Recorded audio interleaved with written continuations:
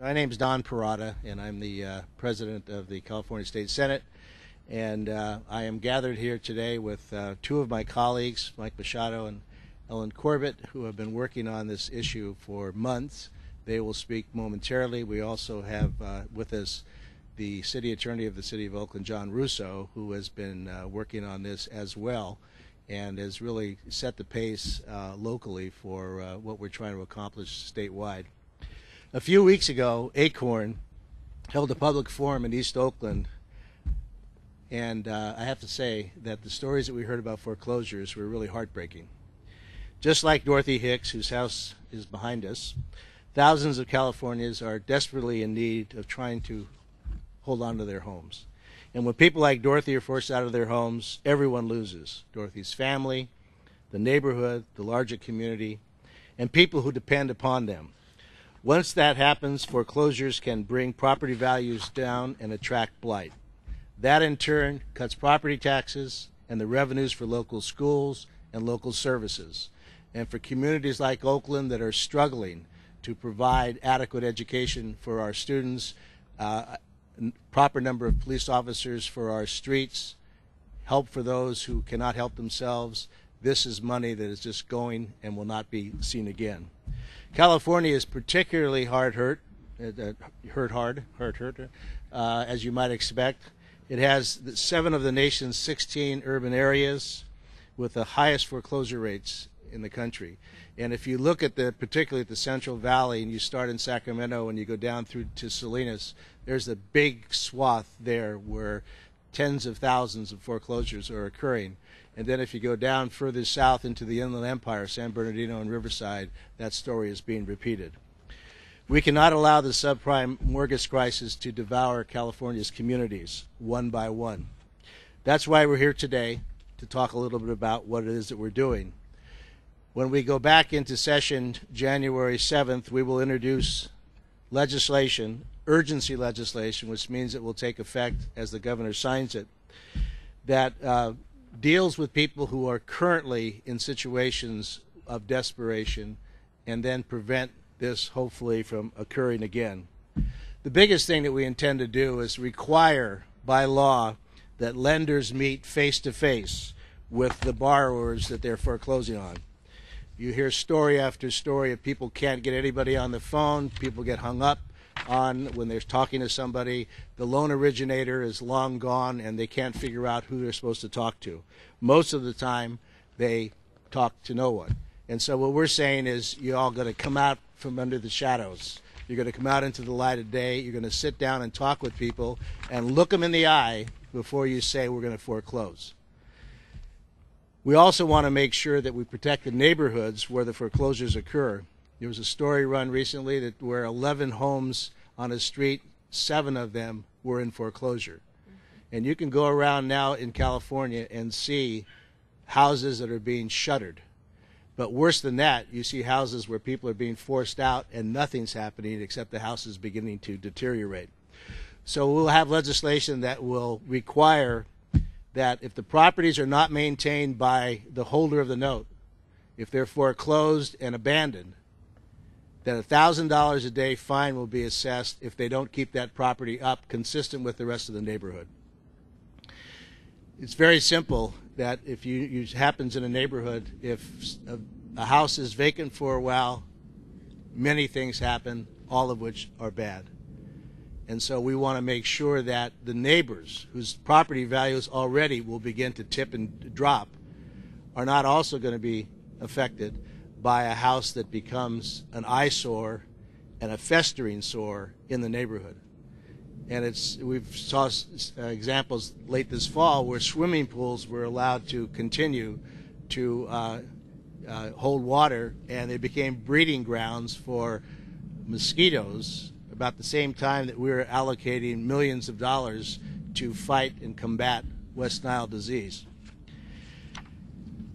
The legislation is a good start, but there's only so much that the state can do. You'll hear mortgage lenders saying this is a federal issue, you have no business stepping into it. Well, we believe we're on firm ground here. But even if we're not on firm ground, we're going to proceed and move ahead. We also are going to prevail upon the federal government to do more than they've done right now. Now, it's been much ballyhooed, the so-called Bush-Paulson plan, but the fact of the matter is it affects about 90,000 individuals. There are 8.4 million foreclosure in the country right now. So it's only a small fraction.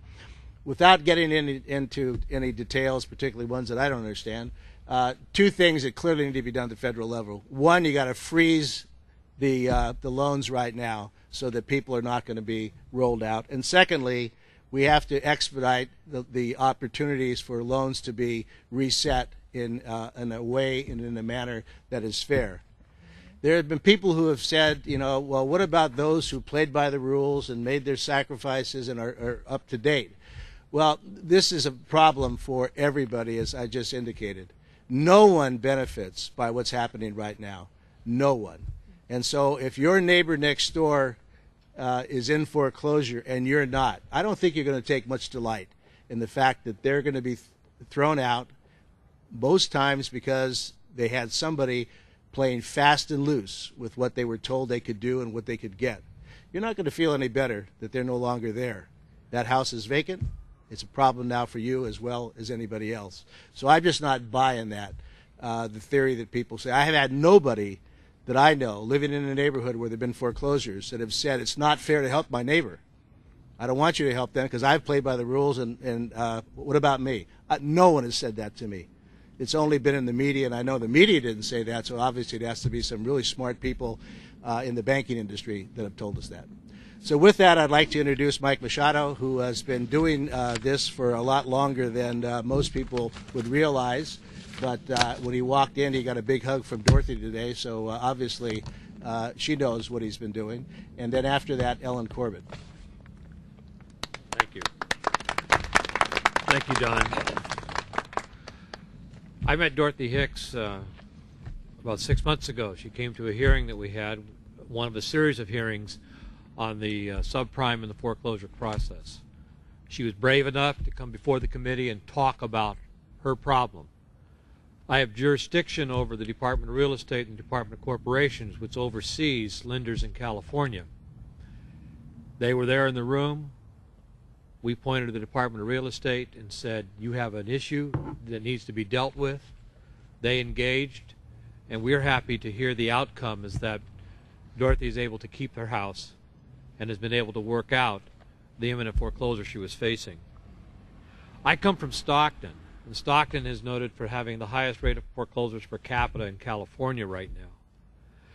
And for the last year, in looking at what's happening in the mortgage market, we're finding that people were becoming qualified to be originators or brokers of loans with very little, if any, education in the subject.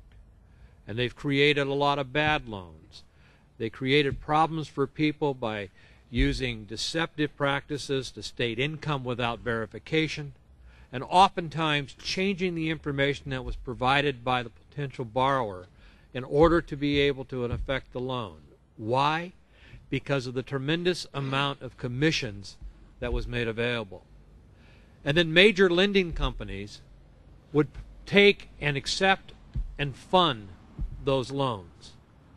And those lending companies, one of the largest in California and who funds loans throughout the nation, has basically said, well, we didn't know what was going on, and we're just servicing the loans. And if they can't pay, then we have a responsibility to go after and make good the commitment. Well, I say that's wrong. And building on what Senator Parada has presented, I think it's time to make lenders responsible for the acts of the brokers that work for them. If a broker uses deception and creates a bad loan, then the lender who funded that loan should take responsibility to fix that loan, and if not, they're culpable for the fraud and deception that was caused. The other thing that we need to do is increasingly use the bully pulpit of our office. As Don said, it is a question of how much government can interfere because of things like preemption, because of things like federal and state jurisdiction. But we need to call those lenders and continue to call them before us and to ask what they're doing to implement the plans, how basic they may be for either the Schwarzenegger or the Bush-Paulson plan, to see what they're doing and ask them to reveal to us and to the public the amount of foreclosures they have to deal with, how many they have contacted, and how many they're working out, and what success they're making. And to date, the industry has been reluctant to come forward with the frankness and the transparency that's needed to allow us also then to come back with the policy necessary to be able to maintain homes in our community, homes of our neighbors, so that we can preserve the community. Absent this, we're going to be facing an increasing crisis situation that's going to cause a destruction of our communities, a loss of revenues in our cities, and is going to cause a deterioration in the state economy. We can afford none of that, and this is the problem, not between the homeowner and the borrower, the originator and the lender. It is a community problem. And we're here today to make sure that as a community we're going to stand up for it. And as representatives of you in the legislature, we're going to continue to fight for the accountability and the response necessary to correct this problem. Thank you.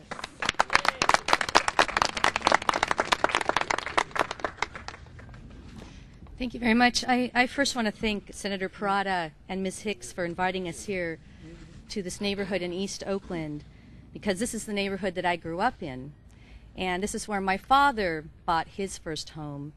My father was working as a Teamster for the Oakland Tribune and raising his family and going to law school at night. And it was tough to do all that, but he achieved his American dream, and I had the opportunity to benefit from that. And that's what these neighborhoods are still about, people who care about family and their faith, and they work hard.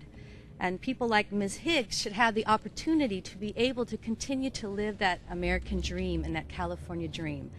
I'm so happy we're here today to hear that things are going better for Ms. Hicks, but she should have never had to go through what she went through these last few months.